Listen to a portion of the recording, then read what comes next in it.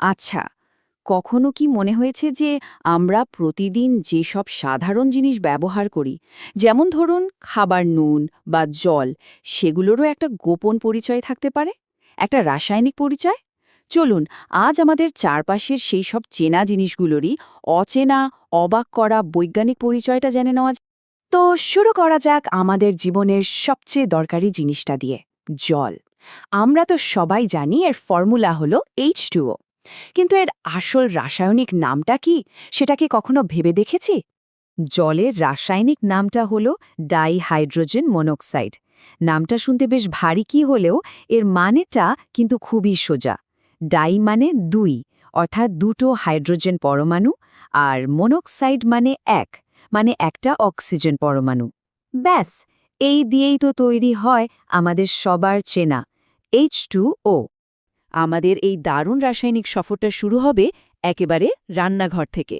তারপর আমরা দেখব বাড়িতে আর কি কি জিনিস লুকিয়ে আছে।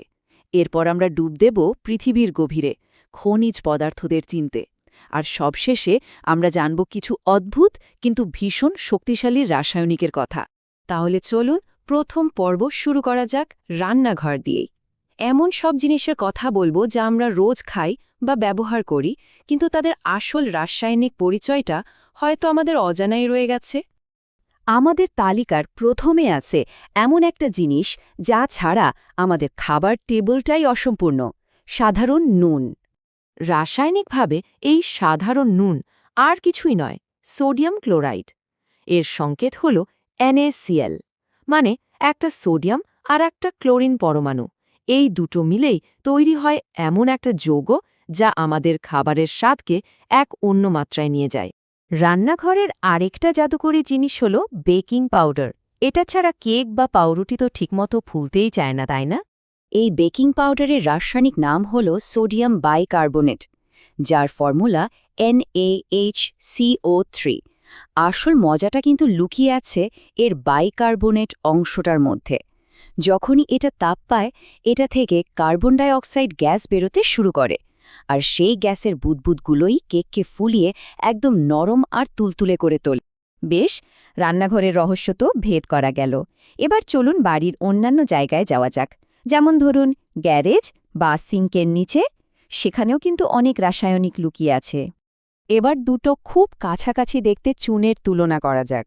একটা হলো কলি চুন বা স্লেক লাইম, যেটা আসলে ক্যালসিয়াম হাইড্রক্সাইড, আর অন্যটা হলো পোড়া চুন বা কুইক লাইম, যার রাসায়নিক নাম ক্যালসিয়াম অক্সাইড।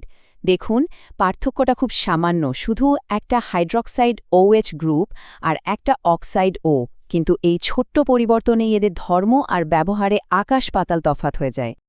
আমাদের পরের যৌগটা হলো ব্লিচিং পাউডার। এটা যে একটা দারুণ শক্তিশালী পরিষ্কারক আর জীবাণুনাশক তা আমরা অনেকেই জানি। এর রাসায়নিক নামটা একটু জটিল, ক্যালসিয়াম ক্লোরো হাইপোক্লোরাইড, আর এর সংকেত হল CaOCl।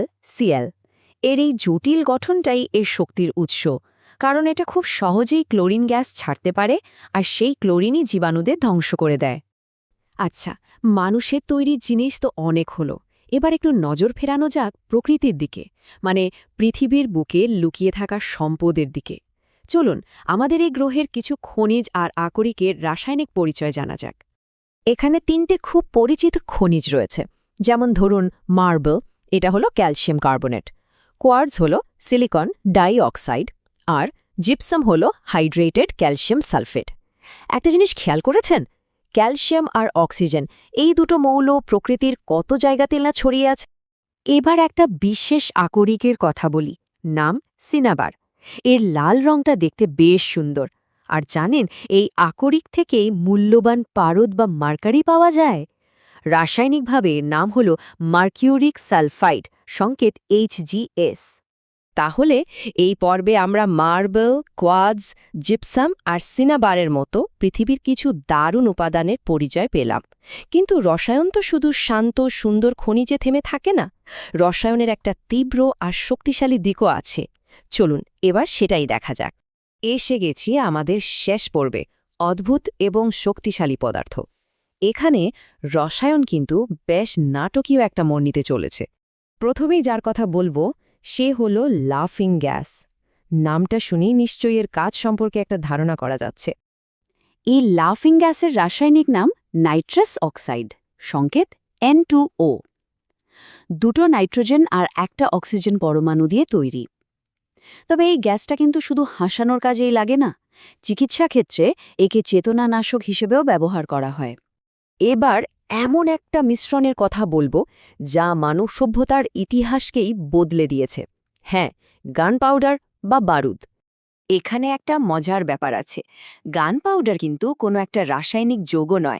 এটা আসলে পটাশিয়াম নাইট্রেট, সালফার আর চারকোল বা কাঠের কয়লার একটা বিস্ফোরক মিশ্রণ। ভাবুন তো, এই তিনটে সাধারণ জিনিস একসাথে মিশে কি অসাধারণ শক্তি তৈরি করতে পারে। আমাদের আলোচনার একেবারে শেষে যে যৌগটি রয়েছে তা ইতিহাসে এক কুখ্যাত রাসায়নিক অস্ত্র হিসেবে পরিচিত, মাস্টার্ড গ্যাস। এর রাসায়নিক নামটা হল 2,2-ডাইক্লোরো-ডাই-ইথাইল সালফাইড। এর জটিল আণবিক গঠনটা দেখলেই এর ভয়াবহতা সম্পর্কে কিছুটা আন্দাজ করা যায়। তো সাধারণ নুন থেকে শুরু করে মাস্টার্ড গ্যাস পর্যন্ত আমরা দেখলাম আমাদের চারপাশের প্রায় প্রত্যেকটা জিনিসের মধ্যেই একটা করে রাসায়নিক গল্প লুকিয়ে আছে। পরের বার যখন রান্নাঘরে যাবেন বা কোনো পাথরের দিকে তাকাবেন, একবার ভেবে দেখবেন তো এর পেছনের রাসায়নিক সংকেতটা কি হতে পারে, আরও কত যে রহস্য লুকিয়ে আছে আমাদের চারপাশে।